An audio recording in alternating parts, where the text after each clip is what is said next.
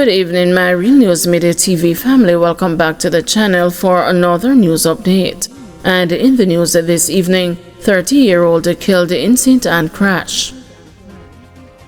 A man died as a result of injuries he sustained in the motor vehicle crash along the AGR Byfield Highway near St. Anne's Bay on Tuesday. He has been identified as the 30-year-old Ramoy Bailey of Salem in Runaway Bay. According to reports, sometime after 12 a.m., Bailey lost the control of his green Toyota Corolla vehicle, which hit an embankment and collided with a white Toyota Corolla that was traveling in the opposite direction. Both the drivers were rushed to the St. Anne's Bay Hospital, where Bailey succumbed to his injuries. Bailey is the fourth fatality as a result of road crashes in St. Anne since the start of the year. Manchester man fatally shot during police operation. A man was fatally shot by the police during an alleged confrontation in Mollison District, Christiana, Manchester on Wednesday. Police named the man as 55-year-old Ronald Evans, otherwise called Richard. Preliminary reports are that sometime after 5 a.m., there was a targeted operation at a house where Evans resided in the area. Police say during the operation, they were confronted by Evans and that a firearm was seized. This individual chose to confront law enforcement, and our officers responded as they were trained to do. A Glock 40 pistol was recovered during this fatal confrontation, Commanding Officer for Area 3, Acting Commissioner of Police Calvin Allen said. However, residents described Evans as a hardworking member of the community since he moved from Spanish Town to the area. This morning I heard that the police gunned down Richard. I don't know him as no bad man. He came into the community for 13 years with one baby, and he got 2 more, trying to be a good gentleman. We don't know what happened in the past, a resident told the news. Meanwhile, ACP Allen said other operations were carried out in St. Elizabeth and Clarendon. In St. Elizabeth, Allen said a successful targeted operation earlier this morning led to the seizure of 3 firearms, including a high-powered rifle, and the seizure also of some 38 assorted rounds. 6 people, including a female, were taken into custody from that operation. Finally, in Clarendon, lawmen conducted a targeted raid, which led to the seizure of 3 motor vehicles. Allen said one of those vehicles has already been identified as stolen. 79-year-old Solomon Brown missing. 79-year-old Solomon Brown has been reported missing since February 15, 2025. He is of dark complexion, slim build, and is about 5 feet 8 inches tall. Brown has a gray hair, dark brown eyes, and reportedly walks leaning forward with his hands behind him. He also speaks with a slight stutter.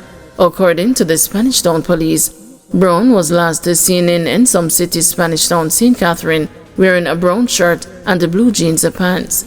Anyone knowing the whereabouts of Solomon Brown is asked to contact the Spanish Town Police at 876-984-2305, the 119 police emergency number, or the nearest police station.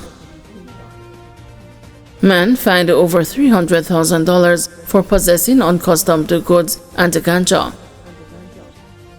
A man accused of possessing uncustomed goods and ganja was fined when he appeared before the Kingston and St. Andrew Parish Court on Tuesday. The defendant, Rayon King, pleaded guilty to the charges and was fined $15,000 or given the option of 30 days in prison for the possession of 3 pounds and 11.9 ounces of ganja. He was also fined $303,210.73 or given 30 days imprisonment for the possession of uncustomed goods. The sentences are to run concurrently. Man killed, brother injured in Olympic Gardens drive-by. The Hunts Bay Criminal Investigation Branch is probing a gun attack in Olympic Gardens, St. Andrew on Tuesday that left a man dead and his brother injured. Dead is 26-year-old Warren Grant, alias Zeeks, of Hill Avenue, Kingston 11. His 35-year-old brother is hospitalized with gunshot wounds. Reports are that about 3 p.m., the brothers were along Cinnamon Crescent in Olympic Gardens when they were shot in a drive-by. They were assisted to the Kingston Public Hospital, where one was pronounced dead and the other admitted. No motive has been established for the shooting. Woman dies after being hit while crossing St. Catherine Highway. The police in St. Catherine are trying to ascertain the identity of a woman who died after being hit while crossing the P.J. Patterson Highway. The incident happened on Tuesday morning. It is reported that about 7:40, the woman was attempting to cross a section of the highway when she was hit by a 2017 BMW X1 motor car. She was assisted to hospital where she died from her injuries. The driver of the vehicle was warned for prosecution. An investigation is underway by the Old Harbor Traffic Department. Indicom probing fatal police shooting of man in Tivoli Gardens. The Independent Commission of Investigations is probing the fatal shooting of a 26-year-old man by the police in Tivoli Gardens in Kingston on Tuesday. Dead is Kama Duni, otherwise called as Tama. Reports are that about 5:40 a.m., police personnel went to Drackett's place in the community to conduct an operation. The team was allegedly challenged by Duni, and the police took evasive action and fired, hitting him. According to the police, a Springfield 9mm pistol, affixed with a magazine, and 6 rounds of ammunition was seized.